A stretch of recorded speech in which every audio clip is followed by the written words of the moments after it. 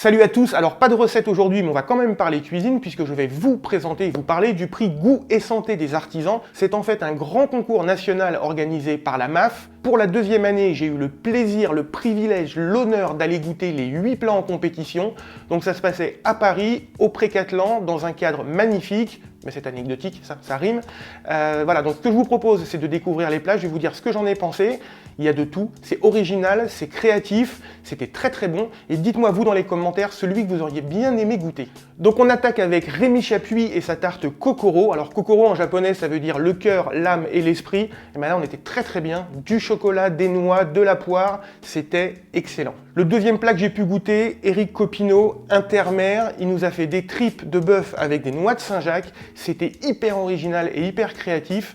Et c'était très très bon surtout. Le troisième plat, Nicolas Lawati avec un tataki de thon, un taboulé de chanvre, voilà, un taboulé de chanvre, fallait oser. Hein. Petit jeu de mots pour le quatrième plat, puisqu'on a affaire à un curcuma, voilà, un chocolat avec du curcuma à l'intérieur, c'était très très bon.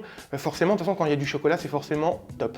Le plat suivant, Maxime Legrand, un duo de homard aux agrumes. Alors la différence entre la texture de la mousse, qui est quand même, voilà, et le croquant du homard au milieu, je pense que j'aurais pu manger tout ce qui était présenté sur la table. Je regrette de ne pas l'avoir fait d'ailleurs. Le plat suivant, donc Loussiné Carapétian avec sa tarte l'innocente. Alors au début, j'ai cru que c'était une crème caramel, je suis sûr que vous aussi, mais en fait pas du tout.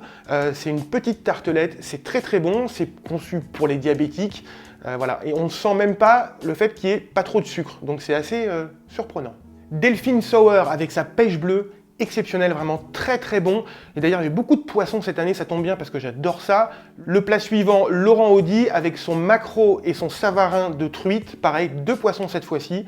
Je me suis régalé, je vous dis pas, c'était fantastique. On avait le cadre, enfin les plats étaient beaux, c'était grandiose.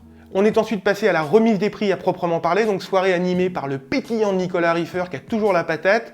Il y avait des personnes de la MAF, il y avait des personnes de Goemio qui sont partenaires de l'événement, un jury présidé par Jean-Marie Bourg, et on a eu la chance d'avoir la présence du chef MOF Olivier Nasty qui nous a distillé pas mal de conseils sur le manger local, comment...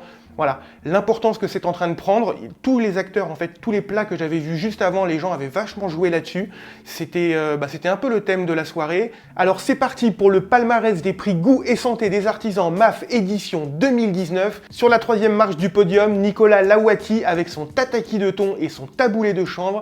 Il a surpris le jury, il a surpris les papilles et il repart avec le 3e prix. Sur la 2e marche du podium, Éric Copineau, donc avec son terre-mer, tripe de bœuf, noix de Saint-Jacques, l'originalité encore une fois. Et grand gagnant de la soirée, Rémi Chapuis avec sa tarte Kokoro, alors particulièrement émouvant parce qu'il avait déjà tenté sa chance, il n'avait pas réussi, et il a dit quelque chose de très très vrai. Il a dit que la première fois il avait fait quelque chose pour gagner, là il a fait quelque chose avec son cœur, ça a été récompensé, il en avait les larmes aux yeux.